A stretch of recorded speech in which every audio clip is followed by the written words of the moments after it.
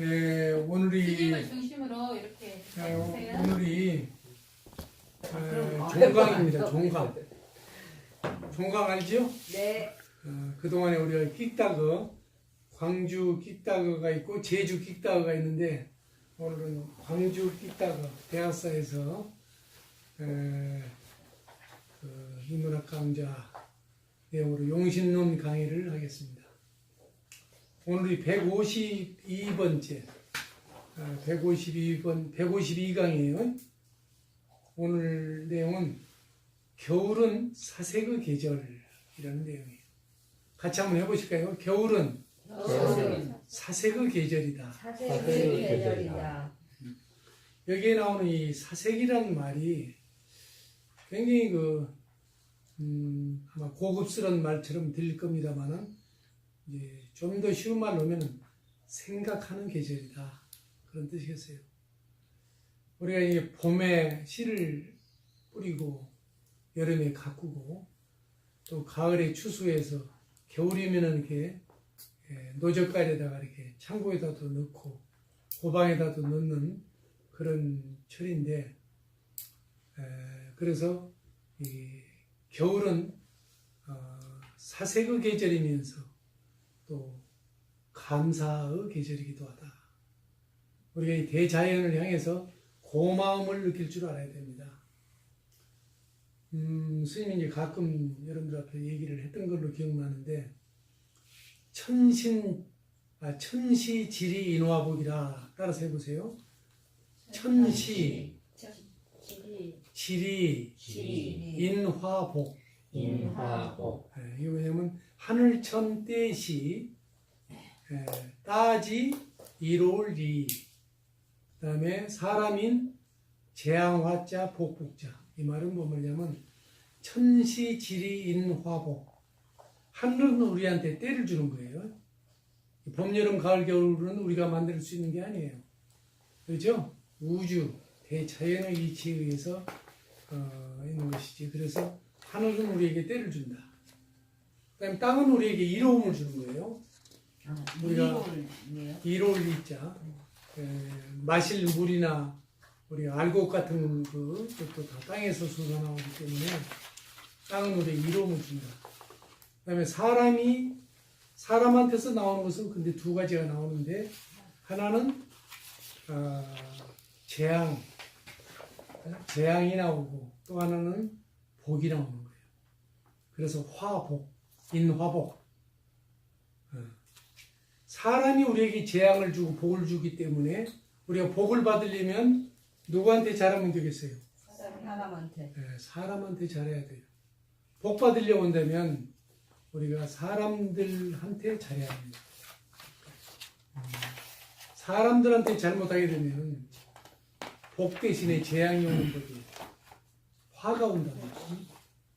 그래서 이 우주 대자연의 이치와 더불어 우리 인간들의 이 삶을 가만히 한번 숙고해 보니까 이 단어, 이 용어 하나로 요약이 되더라는 걸 알았습니다.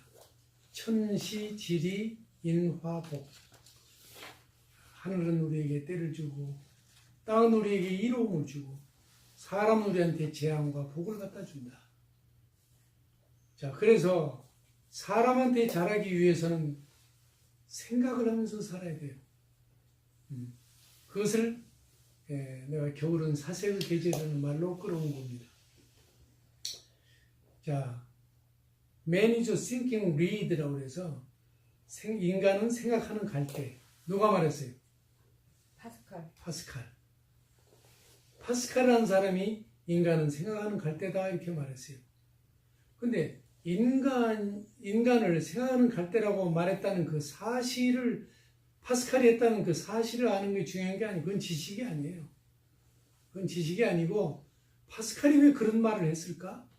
그 파스칼의 의도를 알아채는 게 바로 지식이 되어야 합니다.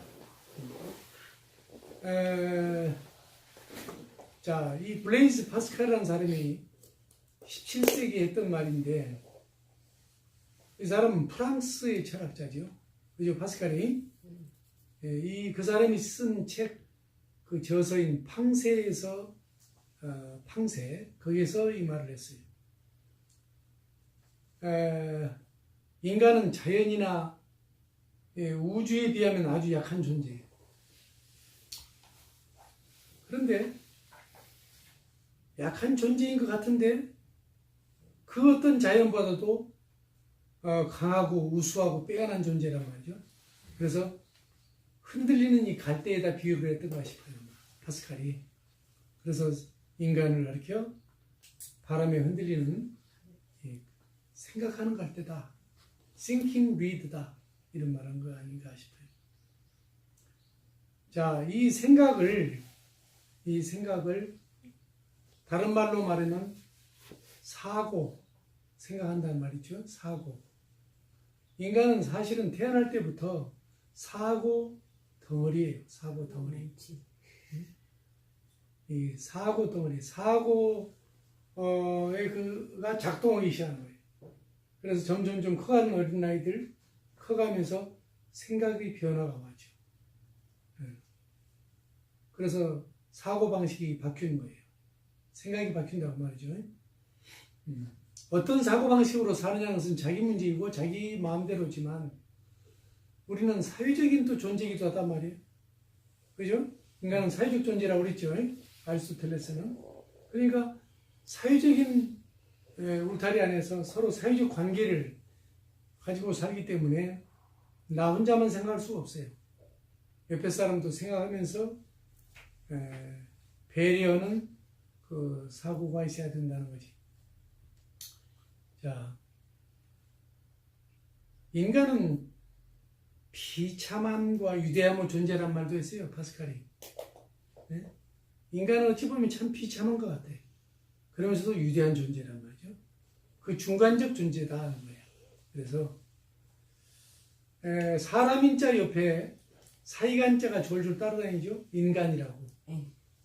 그 인간이라고 이렇게 해서 사람을 인간이라고 해서 사이간자가 따라다니는 것은 뭘까 하고 스님 한번 생각을 해봤더니 아하, 사람은 영혼과 육체라고는 그 두 가지로 이루어져 있구나 이런 생각이 들었어요.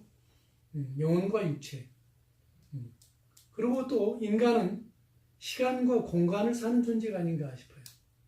시간적인 존재이면서 공간적 존재다는 거예요. 이게 언제, 어느 때, 어디에서 사느냐.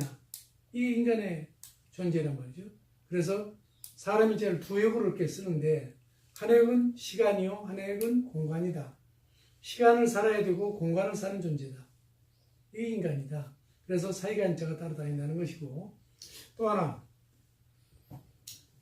인간은 왜 간자가 따라다니냐면 사람은 간이 맞는 사람이 되어야 된다. 네? 자기밖에 모르는 사람, 욕심이 가득 차서 자기밖에 모르는 사람은 우리가 그 사람을 이렇게 해서 짜다 그러거든. 왕소금처럼 짜다 그래요. 욕심이 많은 사람. 내가 10번 그 고향을 대접하는데 밥 한 끼도 안 사는 사람이 있어. 그 왕소금처럼 짠 것이지. 간이 안 맞는 사람이지. 그래서 간이 맞는 사람이 되어야 된다.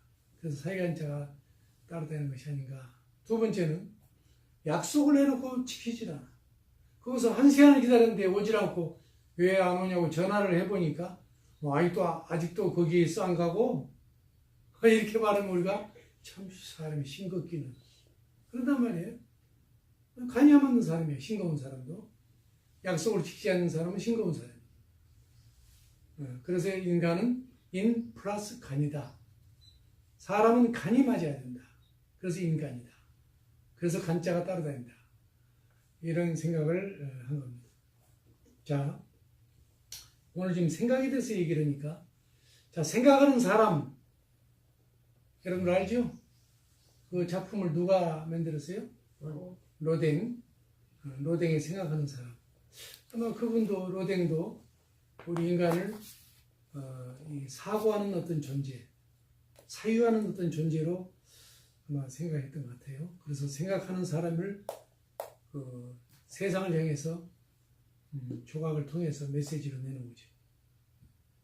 자신은 엄청 바람둥이였잖아요. 그런데 정작 이 처음에 나올 때 그 생각하는 노동을 생각하는 사람 그 작품은 시인이라는 것이 주제였대요. 시인. 시인이 원래 주제였다고요.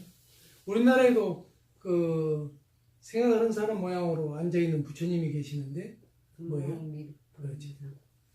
금동미륵 반가 사유상. 그러죠? 어느 손이 올라가 있어요? 예인성 같은데. 아닌가? 우리 어느 발이 또 올라가 있어요? 왼발. 아무튼 로댕이 생각하는 사람과 반대. 자, 그래서 여러분들 숙제를 내줄 테니까 알아보기로 하고, 이게 우리나라의 보물이 아니라 국보 83호 국보예요. 국보는 우리나라에 하나밖에 없는 것을 국보로 정합니다. 그 가치도 아주 빼어나는 가치가 있어요. 그 다음 국보 밑에 있는 게 보물이고, 보물 밑에 있는 게 지방문화재고, 그러죠? 또 인간문화재도 있죠? 유형문화재, 무형문화재 해서. 국보는 세계적으로 내놓을 수 있는 작품인 거예요. 요즘 세계문화재, 세계, 유네스코에서 정한 세계문화재가 있죠. 그것도 세계적으로 가치가 뛰어나는 것을 정하는 거예요. 우리나라에도 지금 몇 개 정했죠?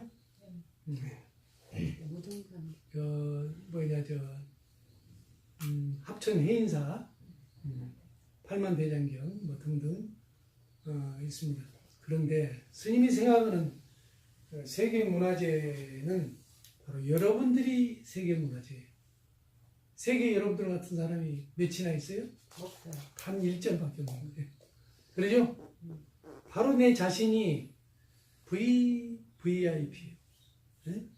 그러죠? 매우 소중하고 매우 중요한 사람이 우리 인간이, 여러분들 자신이. 그래서 우리는 바로 국보감이요 또 세계문화재감이다, 이렇게 말할 수 있습니다. 데카르트라는 사람이 있죠. 이 사람도 또 이 생각에 대한 얘기를 남겼어요. I think, therefore I am. 나는 생각한다, 그러므로 존재한다. 이분도 생각을 강조하신 것 같습니다. 우리는 생각하는 데서 인간의 가치가, 최고의 가치가 있지 않을까, 이런 생각이 들어요. 이 생각을 다른 말로 사고 또 사유라고 했는데, 이 사유라는 것을, 이것은 철학적인 용어죠. 그죠? 생각을 철학적인 용어로는 사유라고 하는 것입니다.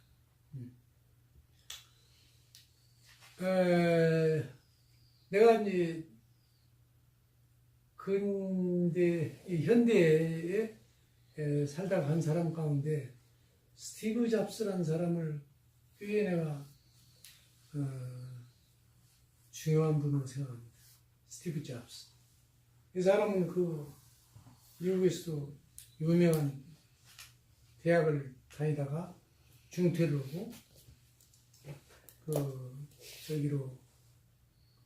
사과를 한 입 베어먹은 것처럼 애플이라는 것을 이미지화해서 인터넷 저기를 만들어낸 사람이죠. 스마트폰 뭐 이런. 그런데 그 사람이 그런 것을 이 땅에 만들어낸 것도 훌륭하지만, 나는 그분이 남긴 이 말 한마디가 더 인상이 깊은 게 있어요.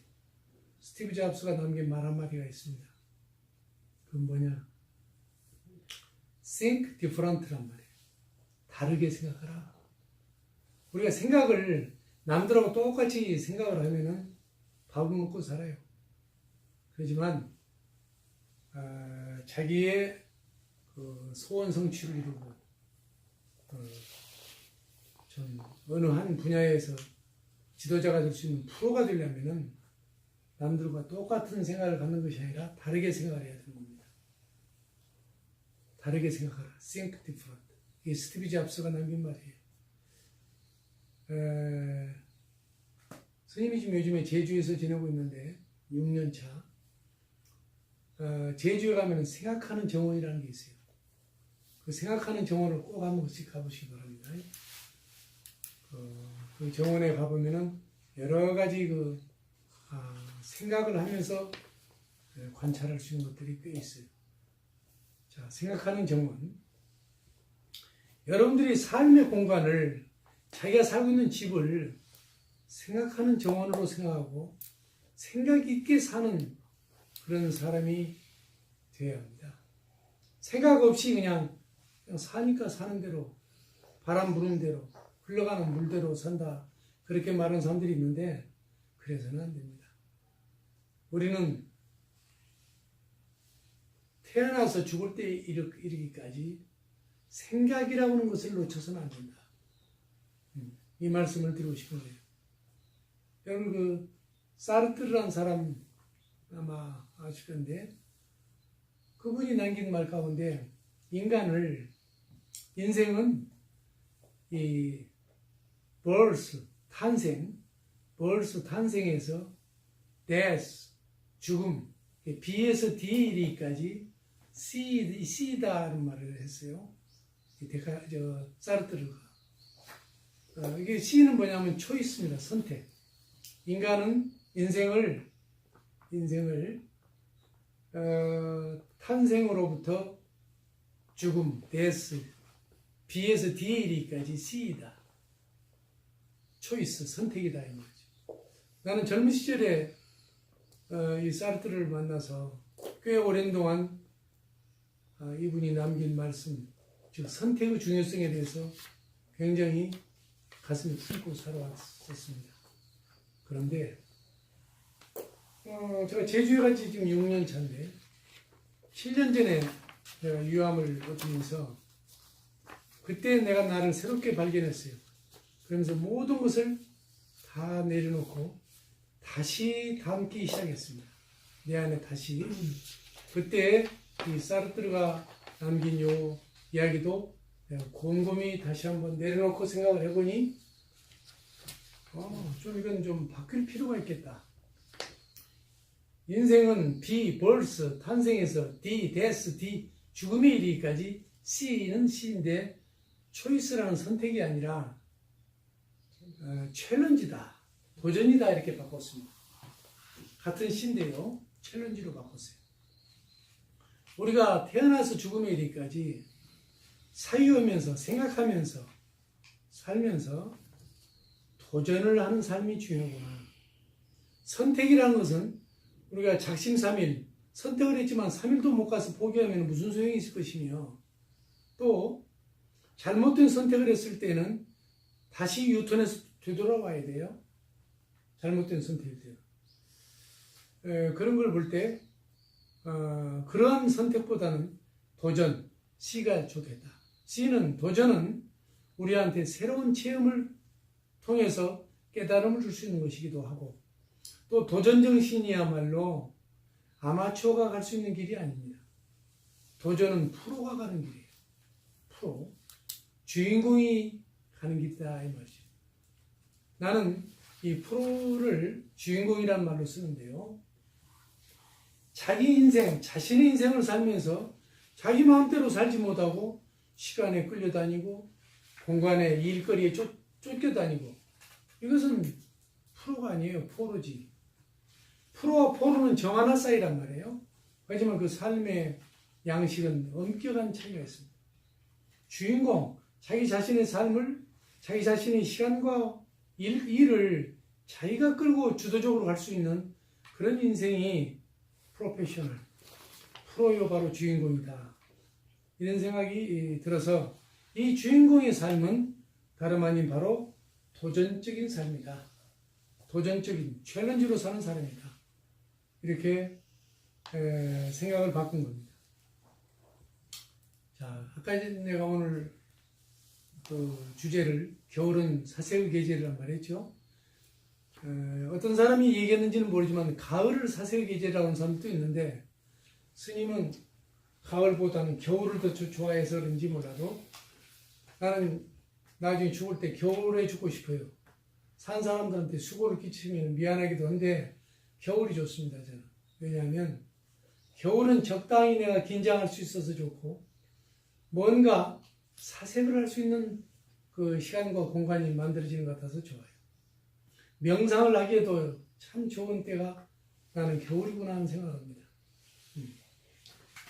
자, 모든 삼라만상이 겨울이 되면은 다 안으로 움츠리지만 이렇게 안으로 품어안더라고요. 사실 봄이 언제 만들어지느냐고 내가 관찰을 해보니까 그 새싹의 싹이 언제 만들어지냐면 봄에 만들어지는 게 아니고 겨울에 만들어집니다. 움이라고 도죠. 싹이 언제 만들어지냐면 봄에 하는 게 아니고 겨울에 그 나무 그 가지 또는 줄기 그 속에서 만들어져서 그때 조금 얼굴을 내밀어요. 그러고 나서 봄이 되면 그때 우음이 트는 거예요. 싹이 튼단 말이죠. 만들어지는 것은 겨울이더라는 얘기지. 그래서 명상하기에 나의 내공을 정신적인 내공을 쌓기에 가장 좋은 계절이 어쩌면 겨울이 아닐까 이런 생각이 들어서 겨울은 사색의 계절이라는 말을 한 건데 따라서 한번 해볼까요? 호사유피 호사유피 인사유명이라. 인사유명이라. 호랑이는 죽어서 가죽을 남긴단 말이죠. 호사유피. 다음에 인사유명은 사람은 죽어서 뭘 남겨요? 이름을 남기는 거예요. 스님이 여러분들한테 우리 끽다가 멤버 회원들한테 아호들을 하나씩 다 이렇게 만들어 주었잖아요. 네. 그 아호를 아주 소중하게 써야 돼요. 이 아호의 호격은 이름의 명격보다는 상위예요, 상위. 그래서 호를 먼저 부르고 이름이 그 다음에 따른 겁니다. 아시겠습니까? 김구 백범 선생 그렇게는 말 안 해요. 백범 김구 선생 그러지. 그죠? 김구는 이름이지만 백범은 호예요. 그래서 호격이 명격보다는 위라는 거 명심하시고 스님이 지어준 그 여러분들 그 호에 부끄럽지 않은 삶을 살고 도전적인 삶을 주인공의 삶을 살도록 노력을 해야 합니다. 그래야만이 이 광주 끽다거 우리 대각사에서 하는 이 광주 끽다거에 나온 보람이 있는 거예요. 나를 변화시키고 싶지 않으면 여기 나올 필요 없습니다. 그렇죠? 21세기는 엄청난 어마어마한 변화의 소용돌이 속에서 살아야 되는 시대예요. 이제는 제3의 물결 정도가 아니라 제4의 물결. 제4의 물결은 뭐냐? 변화의 물결이에요. 아셨습니까? 이 변화의 물결, 제4번, 4의 물결을 변화의 이 세상에서 내가 변하지 않으면은 나만 외로워지는 거예요. 그리고 내가 발전이 없는 거란 말이에요. 우리가 파도 타는 거 있죠? 그 파도 타는 뭐 스포츠가 있던데 그 뭐라 그래요? 윈드서핑. 서핑. 그 서핑을 보면은 파도 타기를 이렇게 하는데, 내가 제주에서 많이 봅니다. 신풍리에서 좀 가면 표선이 있고 표선 위에 해비치 해수욕장 바닷가가 있습니다. 제주에서 네 번째 안에 드는 그 해비치 그 표선 해수욕장에 가서 보면은 지금도 그걸 타는 사람들이 나와요. 그런데 파도 타기를 하더라고요. 이 파도가 바람에 의해서 엄청난 변화무쌍한 것이거든. 이게. 근데 그걸 타는 거예요. 그 서퍼들이. 그걸 보니까 그 사람들이 어디에다가 맞추느냐 하면은 그 움직이는 그 파도의 변화무쌍한 그 파도에다가 그 타이밍을 맞춰서 타더라고요. 나한테 파도를 맞출 수는 없는 거예요. 마찬가지로 이 세상을 나한테 맞춰서 살기는 불가능한 겁니다. 아시겠어요? 네. 세상을 나한테 맞추려고 하지 말아요. 그 어떤 사람도 나한테 맞는 사람은 있다 없다? 없는 거예요. 내가 세상에다 맞추려는 노력, 내가 다른 사람에게 맞추려는 그 노력, 그런 사람이 바로 프로입니다. 주인공입니다. 아시겠죠? 즉 저기 써 있는 게 바로 주인공인데 한번 보세요. 주인공 읽어보세요. 주인공. 나 없는 세상 무슨 의미 있으랴. 그래서 있죠? 네. 저 주인공은 나를 중심으로 사는 사람이에요. 세상의 중심에다가 누구를 놓느냐면 나를 놓는 거예요. 내가 주인공이 되는 거예요. 내가 이 세상에 그 변방에 서고 엑스트라로 사는 사람은 그 주인공으로 사는 사람이 아니죠. 이 세상은 내가 있을 때, 내가 중심에 있을 때 그것도 이 세상이 즐겁고 행복한 거다. 알겠죠? 행복이 따를 리 있는 게 아닙니다. 행복은 내가 만드는 하나의 작품인 거예요. 내가 그리는 그림과 같은 거예요. 내가 이 세상에 내가 중심이 돼서 시간과 공간을 내가 끌고 갈 때, 그럴 때 이 세상이 멋지고 재밌고 아름다울 수 있는 것이고 행복할 수 있는 것이다. 내가 주인공이 되어야 된다는 거지. 내가 이 세상의 중심에 서서 사는 것. 그러려면 어떻게 살아야 할 것 같지만 저는 열반에 들어서 나중에 죽게 되면 그것도 겨울에 여러분들한테는 미안하지만 겨울에 갈 거예요. 겨울에 죽게 되면 나는 다음 생에 한 300년쯤 있다가 태어나고 싶어요. 300년 후쯤에나. 스님이 써놓은 이런 용심론, 이런 카리큘럼적인 이런 말씀을 유인물로 책으로 써놓은 것들이 용심론이라는 카리큘럼을 만들었어요. 마음을 어떻게 쓰고 사느냐. 쓸 용자, 마음 심자, 용심론. 이것이 300년 후쯤에는 반드시 이 세상에 빛을 볼 때가 올 것이다.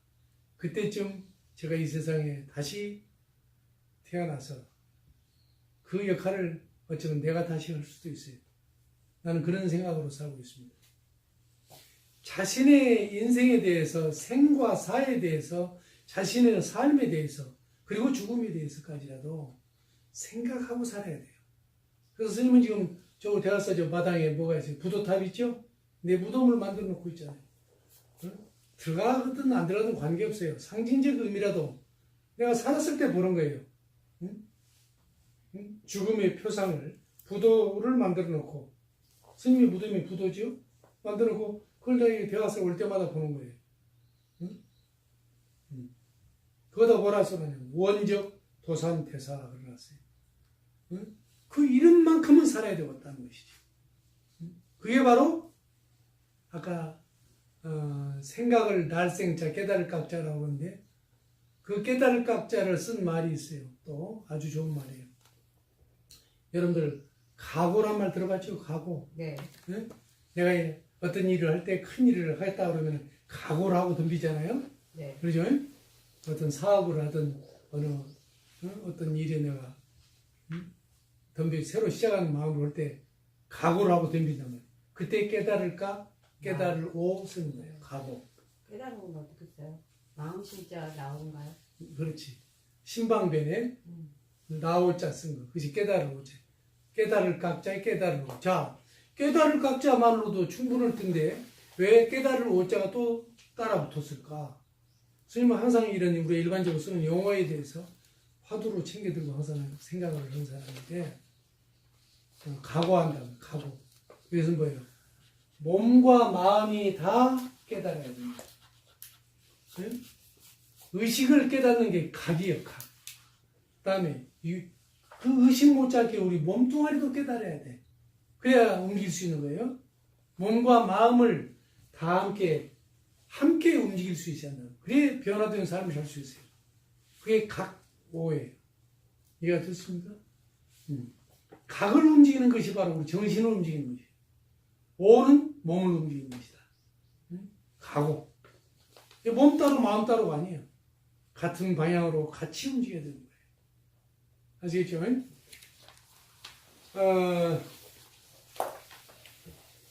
자, 그래서 그러한 각오를 가지고 사는 사람은 생각을 안 할 수가 없어요. 무의식적으로 아무 의식 없이 대중이 이렇게 있는 장소에서 핸드폰을 막 큰 소리로 이렇게 받고 말하고 하는 거, 이런 것은 생각 없이 없는 사람이 하는 짓입니다. 약소에 와서 손발을 씻고 코 풀고 세수하고 자동차 닦는다고 자기 차를 약수에서 걸레를 빨아서 닦고 생각 없는 사람이 그런 사람. 응? 그렇죠? 얼마든지 지금 여기 옆에 공중 화장실도 있고 우리 대한민국에 제일 지금 변화된 것이 뭘까 하고 내가 한번 찾아보니까 물론 상당히 많은 것들이 변화하고 변화의 물결을 이미 탔지만 화장실만큼은 세계적인 변화를 일으켜버렸어요. 그렇잖아요? 대한민국 공중 화장실 어디를 가도 그렇게 깨끗할 수가 없어. 응? 어떤 데 가보면 꽃도 그냥 응? 이렇게 갖다 꽂아놓은 데도 있고 그림을 뭐 응? 어떤 뭐 여러 가지 하여튼 해놨는데 그렇게 깨끗하고 청결하고 우리나라 화장실이 이제는 아마 세계. 그렇지 세계적인 어디다 무대다 내놔도 결코 뒤떨어지지 않을 만큼 이 화장실이 아주 그야말로 레버토리. 응? 이게 화장실 컨테스트 해가지고 계속 경쟁을 붙였어요. 상을 주고. 자관. 클래식 음악이 흘러요. 예, 그렇지. 화장실에서 클래식 음악도 흘러요. 맞아요. 그런 그 대한민국이 됐는데 대한민국 얼마나 살기 좋은 나라입니까? 그런데 그런 나라의 국민이요 시민권을 가지고 있는 사람이 내가 그 고속버스, 직행버스를 저기서 그 표선에서 타고 제주공항까지 그 항상 그걸 직행버스로 다닙니다. 그런데 바로 내 뒷자리에 앉은 어떤 여자분이 자기 딸한테서 전화가 왔는가 봐요. 그런데 김장하는 법을 가르쳐주고 있어. 그 버스 안에서 큰 소리로 나중에 그래서 김장하는 법 제로 뭐 참고로 좀 듣긴 들었는데 응? 김장법을 그냥 근 한 시간 가차이를 가르쳐주고 있더라고요. 전화로. 응? 얼마나 신뢰되는 일입니까? 그죠? 식당에 가보면 애들이 막 뛰어다니고 시끄럽게 그 엄마나 아빠들이 내버려 두는 거예요. 자기 자식 귀여움만 알지 남들 지금 조용히 와서 식사를 하고 있는데 거기서 식당 안에서 이렇게 떠들면서 썼어요. 개보임 있다 해가지고 막 그냥 떠들고 난리.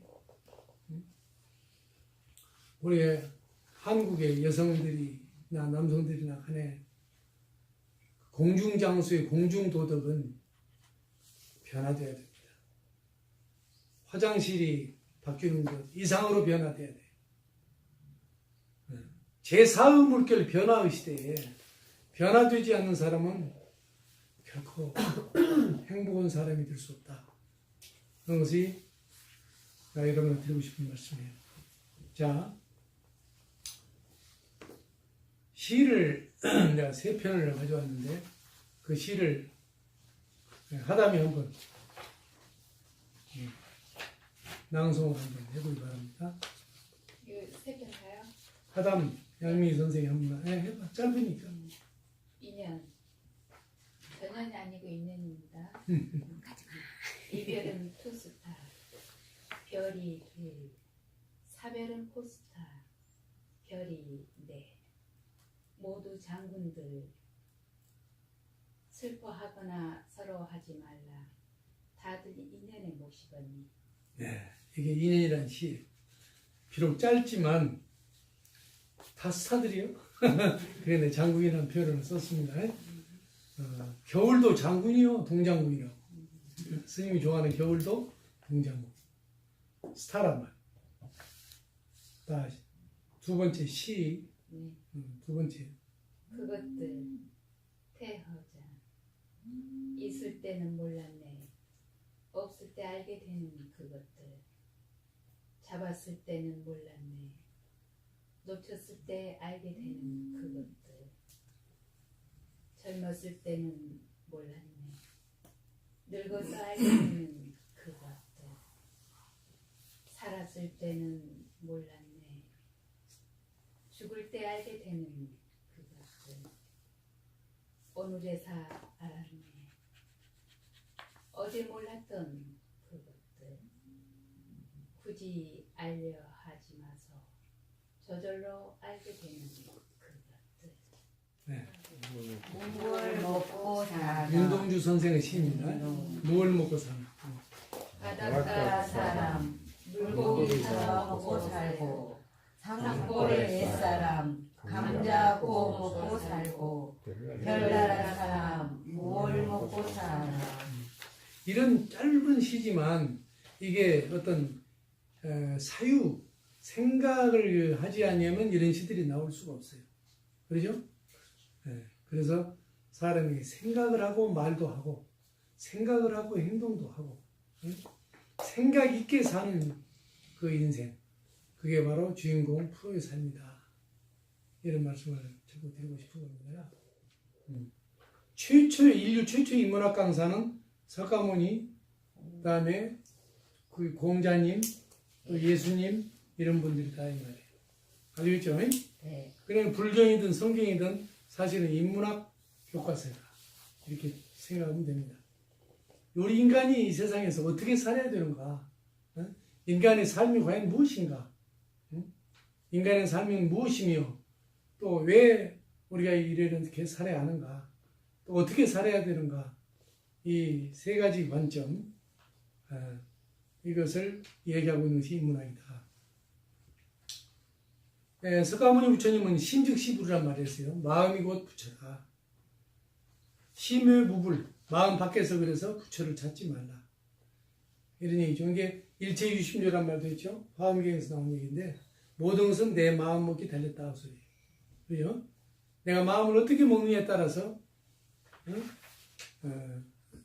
그것이 그 괴로운 일이 아니라 즐거운 일로 바뀔 수 있다. 공자는 이런 말도 했었죠. 부지인이면 비군자라 그랬어요. 한번 따라서 해볼까요? 부지인이면 비군자라. 부지면 비군자라. 인을 알지 못하면 어지린자예요. 어짐을 알지 못하면 군자가 아니다. 그래서 공자님 내세운 그 인간의 모델이라고 할까? 그것은 군자상을 내세웠습니다. 군자. 사람은 씀씀이, 마음 씀씀이가 어지러야 된다는 거죠. 근본적으로. 그래야 군자가 될 수 있고 그게 바로 사람이라는 거죠.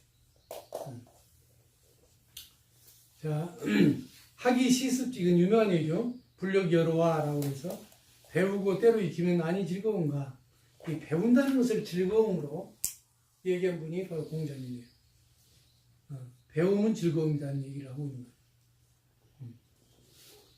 거예요. 그런데 어째서 이것이 배움이 즐거운 거냐면 익혀야 되기 때문에. 어디로? 몸으로. 몸으로 익히는 것을 체득이라고 하고 또는 체습이란 말을 내가 한다고 그랬죠. 몸과 마음이 함께 배우고 익히는 거예요. 예, 마음으로만 배우기만 하고 그냥 몸으로 실천하지 않으면 그것은 아무런 소용이 없어요. 그래서 학이 시습이란 말을 쓴 거예요. 배우고 그리고 그 다음에 하는 거예요. 때때로 익혀라. 그 익혀라는 것은 몸에 익숙해질 때까지 익혀라는 거죠. 그렇죠? 이런 말에도 예수님도 참 좋은 말씀 하시죠. 믿음, 소망, 사랑 가운데 사랑이 으뜸이라. 믿음이나 소망은 정신적 그 바운더리라고 한다면 사랑은 실천적 바운더리예요. 아시겠죠? 그래서 믿음, 소망, 사랑 가운데 사랑이 으뜸이라는 말씀을 강조하신 것은 실천적 그 사랑을 강조하신 것이다. 이해가 됩니까? 네. 그리고 이제 이게 내가 옛날에 나도 그 미션 같은 학교를 다니면서 배웠던 거라 성경을 항상 기뻐하라, 쉬지 말고 기도하라, 범사에 감사하라. 이 말에 그 데살로니가 전서에 있는 걸로 아는데 내 기억에는 그래요. 근데 성경에 나온 얘기입니다. 기뻐하는 삶을 살아라. 요즘 항상 웃어라 그런 말하죠. 웃어서 웃을 수 있는 일을 만들으라고 말이에요. 웃을 수 있는 일이 만들어져서 웃을 게 아니라 여러분 그 만복 소문내가 아니죠. 소문 만복내지. 그러죠? 그런 것처럼 웃음을 스스로가 만들어내야 돼요. 그리고 항상 감사하는 마음을 가지고. 내가 오늘 또 일요 동지날에서 일요 이번에 동지 법문에 그 얘기를 했는데 오종대은 명심불망이라는 말이 있어요. 이게. 오종대은은 5가지 큰 은혜. 명심 마음에 새겨서 불망 잊지 말라. 아셨습니까? 오종대은 명심불망. 여러분들이 만약에 신을 믿는다면 그 신의 그 도와주심, 우리를 보살펴 주시는 것에 대해서 잊지 말라는 것이고, 부처님든 하나님든 간에 종교적인 있는 사람은 그자면 또 뭡니까? 부모님의 은혜나 또 스승의 은혜라든지 또 이제 은인의 은혜, 내가 이렇게 누구한테 은혜를 입었을 때, 그리고 중생의 은혜가 또 들어있어요. 그것은 뭐냐면 우리가 다 많은 사람들이 농사를 짓고 또 옷을 만들어내고, 그럼 우리가 돈 주고 사 입긴 하지만 사 먹고는 있지만 그분들이 노력에 의해서 우리가 지금 살고 있잖아요. 그래서 중생의 은혜라서 시은이라고 해요. 시은. 이 은혜는 한 번 있는 순간 갚을 길이 없는 겁니다. 보온을 사전적으로 찾아보면 은혜를 갚는 것이라고 되어 있어요. 그것은 사전적 의미일 뿐이에요. 은혜를 갚는 것이라고 아이들한테 가르칠 것이 아니라 은혜는 갚을 수 없는 것이라고 가르쳐야 돼요. 은혜는 있는 순간 갚을 수 없어요. 내가 가령 어떤 사람한테서 내가 아주 힘들고 어려울 때 돈을 한 2천만 원 빌려서 썼다 그러면 그 빌린 돈은 갚을 수 있어요. 하지만 이자까지라도, 하지만 그 사람의, 그 친구의 그 도와주는 그 마음, 그건 내가 갚기 어려운 겁니다. 그것은 다음 생에나 가서 갚을까? 금생에서는 갚기 어려운 거예요. 그러면 보호는 어떻게 해석을 해야 되느냐? 스님은 이렇게 해석을 합니다. 보호는 따라서 해보세요. 지은, 알지, 은혜은 해보세요. 알지. 은혜를 알아야 된다는 거죠. 첫째. 알겠죠? 은혜를 아는 사람이 그런 짓을 할 수는 없잖아요. 배은할 수 없죠. 은혜를 아는 사람이 한다. 은혜를 먼저 그렇게 깨달아야 돼. 그게 알지자도 되지만 깨달을 지자가 의미도 있어요. 지은이에요. 은혜를 깨달아 알고. 두 번째는 감은 해보세요. 느낄 감자예요. 은혜를 가슴으로, 마음으로 느껴야 되는 거예요. 감. 지은과 감은이 바로 보온일 수는 있겠습니다. 어느 정도. 완벽하지는 않지만 은혜를 알고 느껴야 하는 지은 감. 우리 어떻게 부모님 은혜를 감히 갚을 수 있단 말입니까? 은혜는 갚을 수 없는 것이에요. 은혜가만이 갚을 수 있는 것이라고 한다면 빚과 은혜가 다를 게 뭐 있어요? 빚은 갚을 수 있는 거예요. 그러나 은혜는 갚을 수 없는 것이기 때문에 빚과 다른 겁니다. 노자의 수유칠덕이라는 것이 있어요. 물에 7가지 덕이 있다고 말이에요. 그것이 밑에 상선약수 한번 해보세요. 상선약수. 지극한 그 선은 물과 같다는 거예요. 이 약자가 만약약자인데 같을 약자도 돼요. 그래서 물과 같다. 어떻게 물과 같으냐면 인생을 물에다가 비유해서 7가지 공덕을 말했는데 노자가 주장한 그 무유자연이란 말이 있어요. 그 무유자연은 아무것도 하지 않는 것이 자연이 아니고 억지로 하지 않는다는 의미를 지닌 겁니다. 억지로. 자연스럽게 하는 것은 무유자연인 거예요. 첫째가 겸손이죠. 물은 낮은 곳으로 흐르기 때문에 겸손을 첫 번째로 들었고, 두 번째는 지혜예요. 물은 막히면 돌아서 가잖아요. 그 지혜롭다. 또 포용력이, 꾸정물도 받아들입니다. 그 다음에 융통성, 어떤 그릇에나 담기는 거예요. 어떤 그릇에. 그리고 인내, 바위도 뚫는 끈기가 있죠. 물방울이, 집시약물이 뭐 바위를 뚫는다고 하잖아요. 그러면서 용기가 또 있다. 장엄한 폭포처럼 투신을 한다. 아주 재밌는 표현이에요. 그 다음에 마지막에 대의, 유유히 바다로 큰 곳을 향해서 흘러간다. 우리가 마음을 좁은 곳으로 쓰지 않고 크게 쓴다는 얘기가 되겠죠. 이래서 그 수유칠덕, 물에는 7가지 덕이 있다는 그런 노자의 말씀이 있습니다. 참고로 새겨들을 만한 말씀이죠. 오늘의 교훈입니다.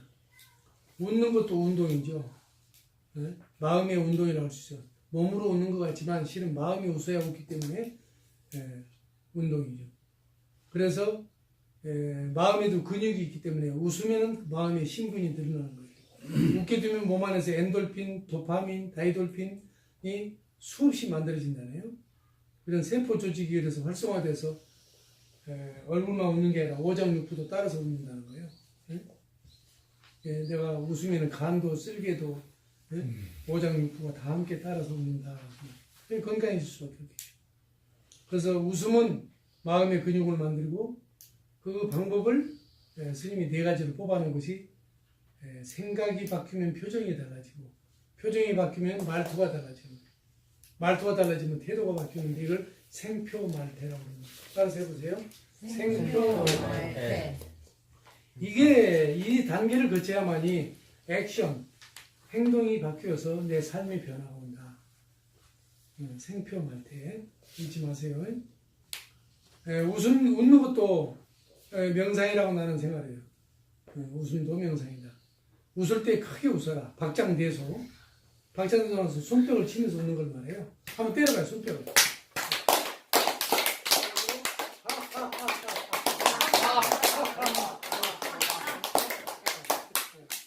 이렇게. 네, 그래야 오장육부도 따라서 웃는다고 해요. 내가 남의 쓸개까지는 안 웃기더라도 내 쓸개를 웃기는 방법으로 내 오장육부를 웃기도록 웃음을 박장대소를 하시라는 얘기. 그래서 웃음에 성씨를 한번 붙여봤더니 하시오고 호씨가 나오더라고. 하하호 웃으니까 알았죠? 네. 스님이 하는 소리예요. 웃자고 하는 소리예요. 오늘 강의는 여기까지입니다. 1분 스피치로 하겠습니다. 자, 하단부터 시계반으로 돌아가는 모양으로 스님 강의 들은 중에서 1분 정도로 짧게 소감이라고 자신의 생각을 얘기해보는 거예요. 조금 전에 오전 회음 명심불망 그게 스승의 은혜, 부모 은혜, 의문의 은혜, 공동의 은혜 또 뭐가 있죠? 한 가지요. 저기 부처님의 은혜든 뭐 하나님의 은혜, 자기가 신앙하는 어떤 이 신의 은혜. 오전 회음 명심불망에 대해서 또 알게 되었습니다. 사전적 의미로는 은혜를 갖는다는 것이지만 이 5가지 은혜는 가슴 깊이 새기면서 살아가야 되지 않을까 생각합니다. 이러한 부분은 그 순간순간 일시적으로 새기다가도 어느 순간 또 엄마한테 또는 부모님한테 또 투정하는 그런 또 사례가 있었던 것 같습니다. 저는 좀 더 부모님의 은혜에 더 깊이 감사하는 마음을 갖도록 하고 5분의 은혜에 새기면서 처음에 고생하면서 살아가도록 하겠습니다. 이상 하다였습니다.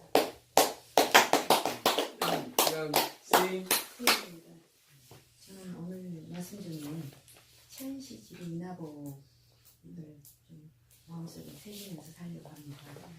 보통 저희는 어떤 일이 안 됐을 때 특히 아무 탓에 다 돌리고 주위 환경 이런 것을 타개하고 이랬었는데 앞으로는 정말 사람들한테 잘하고 또 생각을 잘하고 이렇게 함으로써 그 복을 받는 사람이 되더라. 그렇게 노력하겠습니다. 사람한테 잘해야 복 받는다. 틀림없습니다. 부처님한테 나 잘하고 하나님께 잘하는 것은 그 다음으로 치고 네. 우선 사람한테 먼저 잘하고 네. 사람이 그래서 되어가지고 그 다음에 이제 하나님이나 부처님께 잘하는 거예요. 감사합니다. 순서가 바뀌면 안 된다는 거예요. 자, 그 다음 그럼 선수 외치면 네. 저는 오늘 노자의 수유칠떡 무려 7가지 있는가. 제가 사실 예전에 단조로움을 했었는데 나는 무리다라는 말을 즐겨 사용했거든요. 카카오 스토리나 카톡이나 이런데 나는 무리다. 그 내가 의미하는 바는 나는 이슬비이기도 하고 가람비이기도 하고 누인 될 수도 있고 어른 될 수도 있고 바닷물 될 수도 있고 강물도 될 수 있다. 그렇게 그리움 없이 삶을 살아가겠다. 이런 생각을 갖고 그 표현을 썼는데 여기 또 다른 관점에서 와닿는 표현인 것 같습니다. 아주 좋은 시간이었습니다. 가끔 때로는 땀에 물러도 네. 때로는 눈에 물러도 그래야 사람 냄새가 나는 것이니까 그동안 너무 소주라고 하는 물에 취해가지고 지금 다른 가까운. 앞으로 생각을 하겠습니다. 그것도 물이에요. 그게 두 겁니다. 소주 이 네, 명구입니다. 저는 일체 유심조라는 말을 새겨 들었습니다. 마흔사는 마음먹기에 달려있다. 이게 아주 그 마음에 딱 맞는 것 같아요. 그래서 평상시에 마음을 어떻게 올바르게 갖고 살아가느냐 이것을 스스로 느낌을 받는 어떤 그런 계기가 되지 않았나 싶습니다. 감사합니다. 네. 너도 이사라 이 소리 한번 해봐. 소리. 하고 싶은 말을. 좋았습니다. 얼쑤서 다 소리 누굽니다. 소리입니다. 좋았어요. 예. 노래를 주시게요. 그러면 어떻게 표현하냐면 꼭 그렇게 말로만 사람들 하잖아. 그러면 소리꾼이니까 그렇지. 소리로. 그 어떤 소리 한 대목을 얼쑤 좋다 뭐 네. 그냥 좋았습니다 하지 말고 그걸 그렇게 얘기를 해봐. 맞습니다. 정말 발림까지 해버리네. 한번 해봐. 얼씨구. 다시. 좋다. 뭔 소리에서 쓰는 뭘 한번 해보라고. 한번. 아이시고 뭐 지하주 좋다 말고. 얼씨구. 저기 누구냐 그 판소리꾼 그 보시면 거기 나와요. 아침마다 형도 잘 나오는 네네네. 표현은 그 자기 표현 의사 표현을 그냥 나와요. 판소리로 그냥 해버리던. 오늘 첫날이니까. 근데 너도 이제 하겠습니다. 그런 생각을 한번 해봐. 네. 알았지? 그래야 네가 프로가 되는 거지. 그다음 현재 장님입니다. 오늘 늦어서 차 안에서 오늘 스님께서 노래 시킬 걸 대비하고 우리 채비를 하고 왔어요. 한번 불러보고 왔습니다. 목 다듬고 예고해드리는 거고. 저는 오늘 스님께서 저번에 얘기하셨던 그 사르트르의 인생은 B에서 D까지, 버스에서 데스까지에서 사르트르가 초이스에 달려있다고 얘기하시면 스님은 챌린지라고 늘 얘기하셨는데 저는 또 그 제자답게 그 B와 C의 무수한 C를 찾아봤습니다. 그래서 그걸 스토리텔링을 해봤는데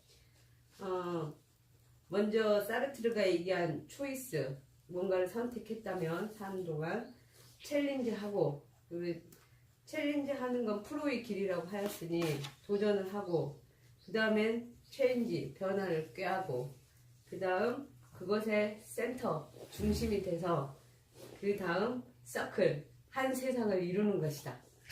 아 멋있다. 그래 좋았어. 굿. 장생이야 장. 그럼 그래야지. 아이 저기 나를 딛고 뛰어넘는 그런 게 생각이 나와야지. 장생이다니까. 그 반갑습니다. 지송 네, 안녕하세요. 지선입니다. 오랜만에 뵙습니다. 오랜만에. 제가 업무가 너무 바빠가지고 또 못 왔습니다. 저는 요즘 좀 너무 일상생활이 직장생활에서 긴박하게 막 돌아가고 업무가 바쁘다 보니까 마음의 여유가 좀 없어졌어요. 그래서 오늘은 웃음을 우리 형님 말씀하신 것처럼 웃음은 마음의 근육이다. 그래서 생각, 표정, 말투, 태도가 바뀌는 행동 변화, 삶의 변화를 조금 에너리즘에 빠져있는 저의 일상과 또 내 지나가는 한 주, 한 달, 1년 이런 것들을 조금 더 여유를 가지고 자신을 돌아보면서 한 해를 정리하고 싶습니다. 그래서 여러분들도 며칠 안 남았지만 2018년 소중하게 또 보내시고 내년 19년에도 항상 건강하시고 행복하시면 좋겠습니다. 이상 지선이었습니다. 괜찮다. 저는 제 호가 해광이었는데 스님께서 주신 호 전강입니다. 모르시죠? 압니다. 저 뒤에서 혹시 제 뒤에서 빛이 난다고 그러거든요. 아우라. 근데 앞에는 안 납니다. 앞에서 보면 안 나는데 친구가 전화가 왔어요. 우연히 예식장에서 저를 봤는데 제 뒤에서 빛이 나더라고요. 나 죽을려나 그런 생각도 해봤습니다. 그 말에 제가 이해가 갔어요. 아, 너도 봤구나. 오늘 이 말씀에 제가 좀 복잡하게 살았거든요. 우환도 많이 있었고. 근데 모든 걸 놔버렸어요. 그래. 남의 한 만큼 다 했고, 즐길 만큼 다 즐겼으니, 편하게 다 버리고 살자는 생각을 바꿨더니, 제 태도가 바뀌어 버렸어요. 요즘 다른 분들이 만나면 저한테 엄청나게 좋다는 이야기를 많이 합니다. 여러분들은 못 느끼셨을 건데, 뒤에 좀 이따 제가 할 때, 빛이 난가 보시고. 선생님, 스님 말씀대로 생표 말태를 제가, 다른 사람들한테라도 전해서 바꾸게끔 그런 하나 역할을 한 선구자가 되겠습니다. 잘 들었습니다.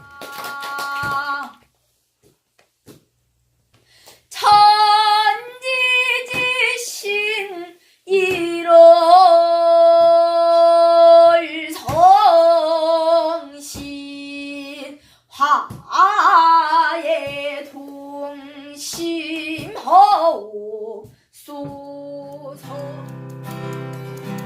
내가 사랑하는 동안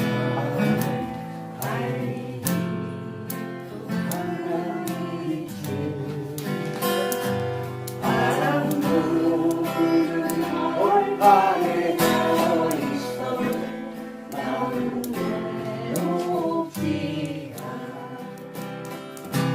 외로운가요? 당신은 외로운가요?